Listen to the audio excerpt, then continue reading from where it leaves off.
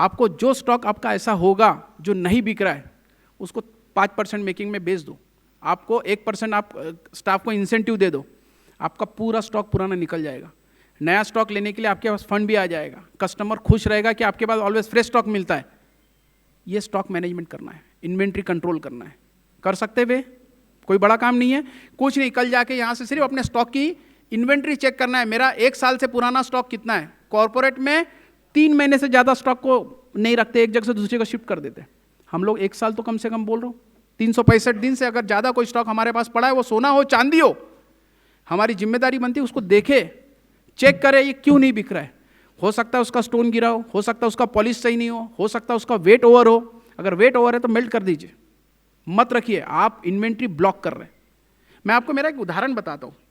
Stock management में fund management की बहुत ज़रूरत होती है, और फंड मैनेजमेंट में मैं जिस शहर से आता हूँ, नागपुर से, वहाँ का थोड़ा सा हमारे जो मंत्री महोदय, हमारे नेता है, उनका बहुत ज़्यादा प्रभाव है मुझ पर। नितिन गडकरी जी आज पूरे देश में रोड का काम वो देख रहे हैं, रोडकरी भी कहा जाता है उन्हें। आप देखिए कहीं पे भी जाते हैं, उनके कोई भी भाषण यूट्यूब पे जाके देख लीजिए, वो बोलते 3,000 करोड़ का मैंने ये रोड बना लिया, 5,000 करोड़ का ये कर लिया, 15,000 करोड़ का ये टनल बना दिया, 20,000 करोड़ की ये कर दिया। और खास बात यह है कि बीच में आपने देखा होगा एक वायरल रील भी आई थी, उसमें प्रियंका गांधी जी और राहुल गांधी जी उनके आवास पे थे, और वो उनको कुछ काम बोल रहे थे, उन्होंने हाँ बोल दिया। एक मात्र मंत्री ऐसे मंत्री है जो कांग्रेस हो, बीजेपी हो या और कोई भी दल का हो, उनके पास ईजिली जाके मिलता है और उनको अपनी समस्या बताते हैं, और उसे एक्सेप्ट भी करते, उसको मान भी लेते। वो कभी ये नहीं देखते कि मैं बीजेपी का मंत्री हूं, वो देखते मैं देश का मंत्री हूं। तो ऐसे मंत्री 2014 में जब रोड ट्रांसपोर्ट कॉर्पोरेशन के वो मिनिस्टर बने, 2014 से पहले तो कभी किसी गवर्नमेंट ने ये नहीं कहा कि हमारे पास बहुत पैसा है करके, लेकिन ये मंत्री आते ही कैसे बोलने लग गए कि मेरे पास तो बहुत पैसा है। कहां से पैसा आ गया अचानक? उन्होंने क्या किया? बैंक को यूज किया। अब बैंक को यूज किया मतलब उन्होंने टोल लगा दिया, टोल से जो पैसे आते हैं वो रिटर्न हो जाते हैं, और रोड बनाना शुरू कर दिया धनाधन। और बैंक के पास इतना पैसा है आज भी कि वो अनयूटिलाइज है। वो अनयूटिलाइज मनी यूज करना ये बहुत ज़्यादा ज़रूरी है। और मेरा एक उदाहरण देता हूँ, 2019 में मैंने एक शोरूम खोला था और मेरे पास पैसे नहीं थे। मैंने शोरूम बनाया था 5 करोड़ रुपए में, जगह से लेके पूरा बिल्डिंग बनाया, और तब 28 से 30 हज़ार रुपये का भाव था। मैंने 30 करोड़ रुपए बैंक से लोन लिया, 30 करोड़ रुपया। उस समय 30 करोड़ बहुत लगता था, आज 200 करोड़ भी कुछ नहीं लगता। 30 करोड़ रुपए मैंने 28,000 से 29,000 का भाव था, 100 किलो स्टॉक भरा मैंने। आज सोने की 150 करोड़ की मेरी स्टॉक वैल्यू हो गया। मैंने बैंकों को 30 करोड़ से ज़्यादा अभी तक के ब्याज नहीं दिया। 60 करोड़ का मेरा बहुत हुआ तो मेरे को बैंक को देना, और फिर भी मेरे पास 90 करोड़ का सरप्लस है। पहले के जमाने में हमारे बड़े बुजुर्ग ये बोलते थे, चद्दर देख के पैर फैला, बोलते थे ना, गया वो जमाना। आप बोलेंगे कि यार इतना पैसा मिलता कहां से? ऐसे मैं एक उदाहरण, वैसे एक बात पूछता हूं आप सभी लोगों को, अगर आपके पास 1 करोड़ की प्रॉपर्टी है तो आपको बैंक कितना फंड करती है ज्यादा से ज्यादा? हाँ, जोर से बोलिए। 80 लाख। 80 लाख से कोई ज्यादा है? 90 लाख कोई ज्यादा है? 90 लाख से नहीं। आपके सामने मैं खड़ा हूं, 1 करोड़ की प्रॉपर्टी में 4 करोड़ रुपए बैंक देती है मेरे को। आश्चर्य की बात है ना? आप अपने सीए से जाके पूछिएगा, या मेरा नंबर मैं वैभव जी के पास देके जाता हूं। मैंने ऐसे सोचा था, मेरा एक खेत था, उस खेत की कीमत थी 3 करोड़ रुपए पर एकड़, 10 एकड़ थी, तो मेरे को उसके 30 करोड़ रुपए आ रहे थे। मैंने उसको एनए किया और 30 करोड़ पे 120 करोड़ मेरे को बैंक ने फाइनेंस किया। आप सोचो, जमीन भी रहेगी मेरे पास, बैंक के पैसे भी आ गए, और जब कभी भी कुछ 19-20 हो जाता, मैं तो सोने में ही रख रहा हूं पैसे, सोना बेच के दे दूंगा। तो इसको बोलते कोलेटर। आप सीए के पास जाइएगा, लेकिन उसके लिए आपकी बैलेंस शीट प्रॉपर होनी बहुत जरूरी है। अगर आपकी बैलेंस शीट में झोल झाल होगा तो आपको नहीं मिलेगा। आपकी रेटिंग होनी चाहिए, आपके पेपर्स बोलने चाहिए। एक जमाने में मैं 1992 में बैंक ऑफ इंडिया में 1 लाख रुपए का मैं कर्जा लेने गया था। मेरे को बैंक ने खड़ा भी नहीं किया था, बाहर के बाहर भगा दिया था। और उसके बाद ऐसा भी दिन मैंने देखा है कि जोनल चेयरमैन, जिसके 240 ब्रांचेस को जो देखता है, वो जोनल चेयरमैन टाई वाई पहन के मेरे को बर्थडे विश करने आता था। तो ये दोनों चीजें मैंने देखी। तो आपको आपके चेहरे से नहीं, आपके पेपर्स कैसे, उस पर सब एग्जामिन होता है। देखिए, आज करी साहब के साथ हम लोग थोड़ी देर पहले बात कर रहे थे, एक एजुकेशनल ट्रिप की उन्होंने बात की। हम कितने लोग हैं जो एजुकेशनल ट्रिप करते हैं? जाते किसी दूसरे ज्वेलर से मिलने के लिए, मैं अभी यहाँ आया हूँ, मेरा यह प्रोग्राम हो जाएगा, मैं 100% यहाँ से 3 से 4 ज्वेलर्स से मिल के जाऊँगा पर्सनली, क्योंकि मैंने ये तो सेवा कर दी अभी, लेकिन अभी मुझे मेवा खाना है तो मैं यहाँ के कस्टमर, यहाँ पे जो ज्वेलर है उनसे मिलूंगा, क्योंकि मेरे को मेरा व्यापार भी बढ़ाना है। हम करते हैं क्या, हम तो किसी दूसरे ज्वेलर्स के यहाँ जाने को भी देखते नहीं है, क्योंकि पता नहीं अपने को, अब हमको ही ऐसा लगता है कि मैं सबसे बड़ा हूँ। हम अपना कोई रोड मैप नहीं बनाते कि भैया आज मैं यहाँ हूँ, आने वाले 5 साल बाद मुझे कहाँ रहना है। हमने रोड मैप बनाया कभी किसी का? तो अपने शोरूम में मेरा आज ये टर्नओवर है, अगले साल मुझे क्या टर्नओवर पे काम करना है, रिवर्स कैलकुलेशन करके प्लानिंग किया हमने। हमारा टर्नओवर आज ये है तो एक दिन का मेरा इतना सेल है, तो मेरा सेल बढ़ेगा तो मैं कैसे इसको प्लान करूंगा। किया हमने? नहीं किया।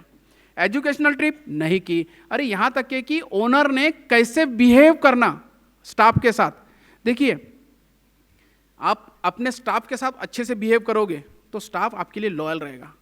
पैसा एकमात्र चीज नहीं है, आप उससे प्यार से, और बोलते किसी इंसान को अगर समझना है, जानना है, तो अपने से नीचे वाले तबके से वो कैसा बात करता है, कैसे व्यवहार करता है, उससे समझ में आता है वो इंसान कैसा है। किसी ने ये भी कहा है कि अगर आदमी की पहचान करना है तो 2 चीज़ों से देखो, उसका दोस्त कितना पुराना है और उसका ड्राइवर कितना पुराना है। ये 2 चीज़ों से ये समझ में आता है। मैंने भी मेरे एक दोस्त को बोला था, एक लड़का और लड़की पहली बार शादी के लिए मिले थे, तो 10 मिनट आधा घंटे की मुलाकात में कैसा जज करे एक दूसरे को कि लड़का कैसा है। मैंने एक ही कहा वो लड़की को, सिर्फ वो वेटर से कैसे बात करता है उस पर डिपेंड करता है कि वो आदमी कैसा है। अगर वो वेटर से अदब से बात करेगा तो उसका घमंडी नहीं है, उसको तरीका है। अगर वो वेटर से नौकर या घमंडी तरीके से बात कर रहा है, ए इधर आ रहे, ए इधर जा रहे, तो समझ लेना वो आदमी में यहाँ पे घमंड है। इतनी छोटी चीज से हम जज कर सकते हैं उसको। बहुत सारी चीजें ओनर की ट्रेनिंग की जरूरत है। आज सोशल मीडिया को हम लोग यूज नहीं करते। सोशल मीडिया एक बहुत ही अच्छा टच पॉइंट है हमारे लिए, लेकिन हम लोग बिल्कुल उसको यूज नहीं करते। आज बहुत सारे लोग करते हैं। आप देखिए हमारे ज्वेलरी इंडस्ट्री में सोशल मीडिया का क्या फायदा है। आप सोशल मीडिया पे अपनी दुकानों की ज्वेलरी आप सिर्फ इंस्टाग्राम पे डालिए, दिखाइए, ज्वेलरी के बारे में बताइए, स्टोरी टेलिंग करिए। वो ज्वेलरी बनाने में कितना समय लगा आप मैंने एक एयरपोर्ट पे किस्सा है, मैं समय ले रहा हूँ थोड़ा सा, लेकिन बहुत ज़रूरी है इसलिए बता रहा हूँ, क्षमा प्रार्थना हूँ। आप इधर रोको, यहाँ पे सुनना है पक्का। वैसे भी रामदेव बाबा कहते हैं पता है, 1 टाइम खाना खाओ, 2 टाइम पानी पियो, 3 टाइम हवा खाओ, 4 टाइम जिंदगी जियो। तो 1 टाइम खाना भी खा लोगे ना तो ठीक है, कुछ नहीं होता है, और 1 दिन उपवास भी कर लोगे कुछ नहीं, लेकिन अपने व्यवसाय के लिए अगर यहाँ आपको कुछ फायदा हो जाता है तो उससे बड़ा कुछ मेरे लिए रिजल्ट नहीं रहेगा।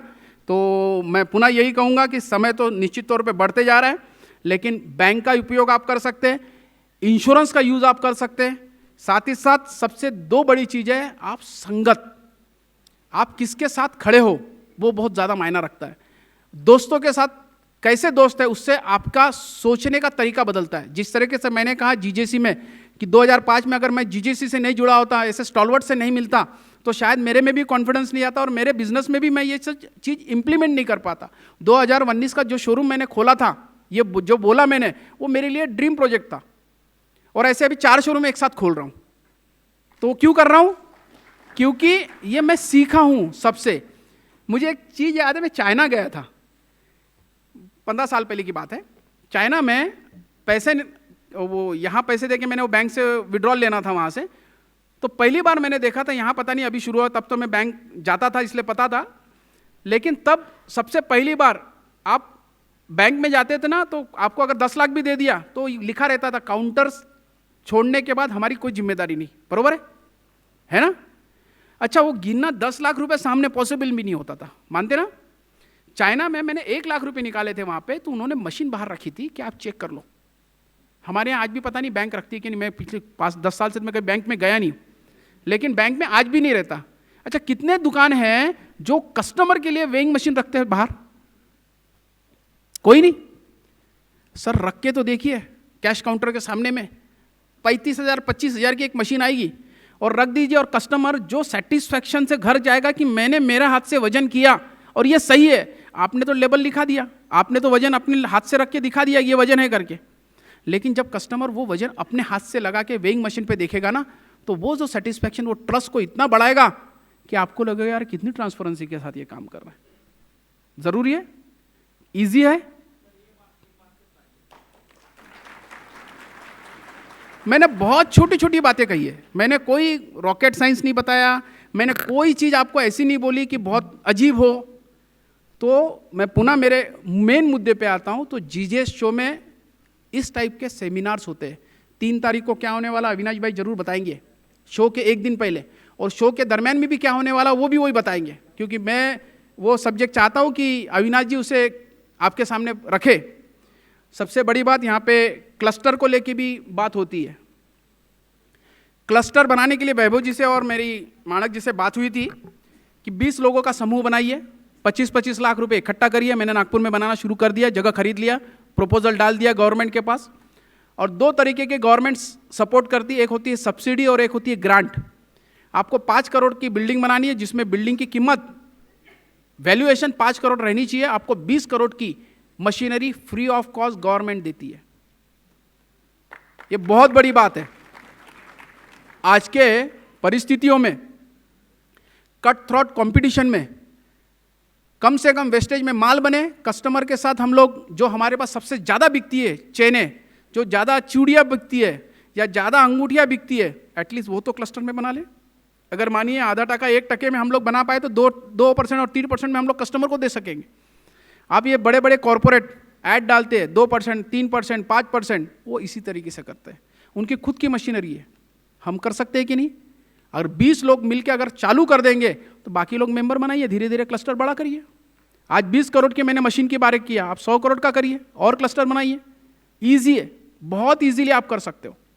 देखिए, ये जितनी भी चीज़ें मैंने आपको बताई है ना, वो इसलिए बताई है कि आप कुछ यहाँ जितने लोग बैठे हैं वो सभी लोग जीजे शो में आए। और 2 चीज़ें मैं हर बार कहता हूँ, लड़ने के लिए सबसे ज़्यादा कोई करता है, मैं लड़ाई कर रहा हूँ फिलहाल, मैं आपकी लड़ाई लड़ रहा हूँ और इसलिए कहता हूँ लड़ो, लड़ नहीं सकते तो बोलो, लड़ो, लड़ नहीं सकते तो बोलो, बोल नहीं सकते तो साथ दो। अगर आप बोल भी नहीं सकते तो साथ दो, साथ नहीं दे सकते तो जो आपका काम कर रहा है उनका मनोबल मत बढ़ाओ, मत बढ़ाओ, कर लेंगे हम लोग। लेकिन यदि ये भी नहीं कर सकते आप, तो कम से कम आपके हिस्से की जो लड़ाई लड़ रहा है उसका मनोबल तो मत तोड़ो। मैं अगर यहां आया हूं, मैं आपके हिस्से की लड़ाई लड़ रहा हूं। आज नेशनल लेवल पे 2005 में जब ये जीजेसी बनी थी, तब एक्साइज का प्रॉब्लम आया था, इसलिए जीजेसी बनी, तब उसने अपना दायित्व निभाया। बाद में हॉलमार्किंग आया, तब अपना दायित्व निभाया। हॉलमार्किंग में आपको पता है हम सभी को लाइसेंस लेना पड़ता था, याद है ना आपको? 2 साल 3 साल का। किसके वजह से हटा, कुछ याद है क्या आपको? वन टाइम रजिस्ट्रेशन हुआ, पता है आपको? ये किसके वजह से हुआ, कोई नाम बता सकता है क्या? एकमात्र नाम है हमारे पूर्व चेयरमैन नितिन खंडेलवाल जी, और हम उनको ही भूल गए। उन्होंने मंत्री महोदय को स्पष्ट पूछा कि ये हॉलमार्किंग परमानेंट है या टेम्पररी है, पीयूष गोयल जी को, और ये इसकी वीडियो में भेज दूंगा आपको। वेंकट, आप जरूर वीडियो निकाल के भेज देना। उन्होंने एक ही मंत्री महोदय को पूछा, ये परमानेंट है कि टेम्पररी है? मंत्री महोदय बोले कि क्या बात कर रहे हो, ये परमानेंट है। तो उन्होंने एक ही बोला कि हमारा जब जीएसटी का रजिस्ट्रेशन परमानेंट है, हमको बार बार नहीं जाना पड़ता, तो आप हमें इसके लिए क्यों डबल बुला रहे हो? हर 3 साल में क्या जरूरत है आपको बुलाने की? तो फिर वहां पे डीजी बैठे थे प्रमोद तिवारी, उन्होंने बोला कि सर हमें इसमें मेंटेनेंस लगता है। तो फिर नितिन खंडेलवाल ने कहा कि भैया इसके लिए ऑलरेडी हम आपको कमीशन देते हैं। मंत्री महोदय बोले कमीशन किस बात का? तो बोले रॉयल्टी मिलती है। आपको पता है जो भी हॉलमार्किंग होता है उसका 10% बीआईएस को रॉयल्टी जाता है, तो उसके भरोसे वो ऑफिस चलता है। तो बोले अगर ये मिलता है तो इनको बार बार क्यों बुलाया जाता है? तो ये इंस्पेक्टर राज की तैयारी थी, और उसमें से बचाने वाले हमारे पूर्व चेयरमैन नितिन खंडेलवाल है, ये करने वाले जीजीसी है। अभी विजिलेंस कमेटी महाराष्ट्र में हमने बनाई। मुझे क्या है, मेरा दुकान तो नहीं है बेलगांव में, मैं क्यों आया विजिलेंस के नाम से? क्यों मेरे ट्रेड को, मैं जिस समाज से आता हूं, मैं सोनी समाज से आता हूं, तो मैं एटलीस्ट मेरे खून में जो स्वर्णकार है वो तो मैं लोगों को दूं। देखिए आज तो व्यवसाय सबके लिए ओपन है, लेकिन मैं अगर मेरे इस अनुभव का लाभ अगर मेरे ट्रेड के लोगों को दे सकूं, वो कोई भी समाज का हो, गुजराती हो, मारवाड़ी हो, महाराष्ट्रियन हो, कोई भी समाज का हो, वो मेरा है। तो मैं उनको अपडेट कर सकूं, अपग्रेड कर सकूं, और जो गवर्नमेंट की नज़र है हमारे इंडस्ट्री की तरफ देखने की, उसको अगर मैं सुधार दूं तो शायद इससे बड़ा कोई काम नहीं होगा। इसलिए मैं यहां आया हूं।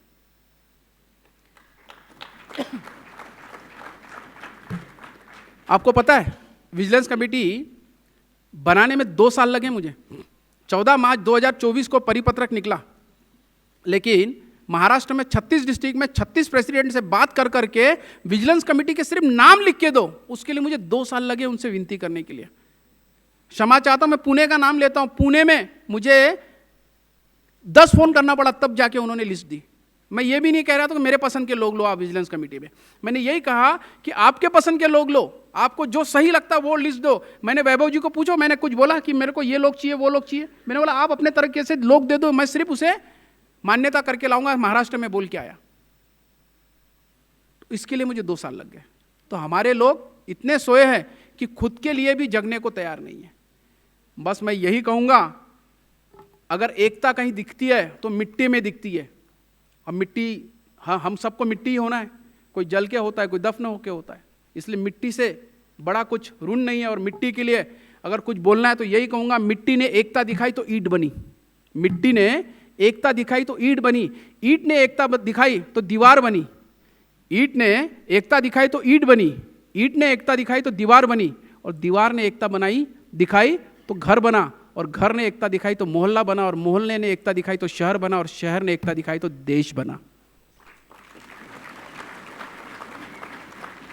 और सेम इसी तरीके से अगर हम हमारे इंडस्ट्री को बचाने के लिए एटलीस्ट खड़े भी नहीं होगे, आप जीजे शो में आएगी भी नहीं, काउंसिल के शो में खड़े भी नहीं रहेंगे, तो आप अपने साथ गलत कर रहे हैं, मेरे साथ तो नहीं कर रहे। और मैं तो जिद लेके आया हूं, और वो जिद के तहत ही मैं आपके सामने रूबरू हुआ हूं, और यही कहता हूं कि उम्र थका नहीं सकती, ठोकरें गिरा नहीं सकती, उम्र थका नहीं सकती, ठोकरें गिरा नहीं सकती, जिद हो जीतने की तो परिस्थितियां कुछ भी हो हरा नहीं सकती। तो मैं तो शुरुआत कर चुका हूं अपनी तैयारी कि किसी तरह के अपने ट्रेड को बचाने के लिए जितना हो सके मैं कर सकूं। और ये दुनिया बहुत ही खुदगर्ज है, दुख भी लगता है, लेकिन क्या कहूँ, दुनिया ही खुदगर्ज है, क्योंकि समंदर से सीखा, ये समंदर भी क्या खुदगर्ज निकला। जिंदा थे तो तैरने नहीं दिया, और मर गए तो डूबने नहीं दिया, ये वास्तविकता है। तो ऐसे कठिन परिस्थितियों में अपने आप को प्रवाह के विपरीत चलकर, क्योंकि देखिए प्रवाह के साथ कचरा बहता है, मानते हैं ना, सैलाब आता है, नदी के साथ कचरा बहता है कि नहीं, लेकिन मछली कभी भी प्रवाह के विपरीत चलती है। तो जिंदा इंसान है हम लोग। मैं आपसे पुनः विनती करता हूं कि इस शो में आप सभी लोग जरूर आए, और ये हमारा अपना शो है, अपने लोगों के लिए शो है, और अपने ट्रेड के लिए शो है। एटलीस्ट आप खड़े भी रहेंगे तो हमारी हिम्मत बढ़ेगी, और आपके हिम्मत को लेके हम गली से लेके तो दिल्ली तक के अपनी सारी कोशिशें पूरी कर रहे हैं। हमारे पूर्व चेयरमैन, हमारे वाइस चेयरमैन, हमारे आईपीसी सैयद मेहरा जी से लेके सभी लोग अपने अपने तरीके से मेहनत पूरी कर रहे हैं। आपने मुझे सुना, उसके लिए तहे दिल से धन्यवाद, बहुत बहुत शुक्रिया।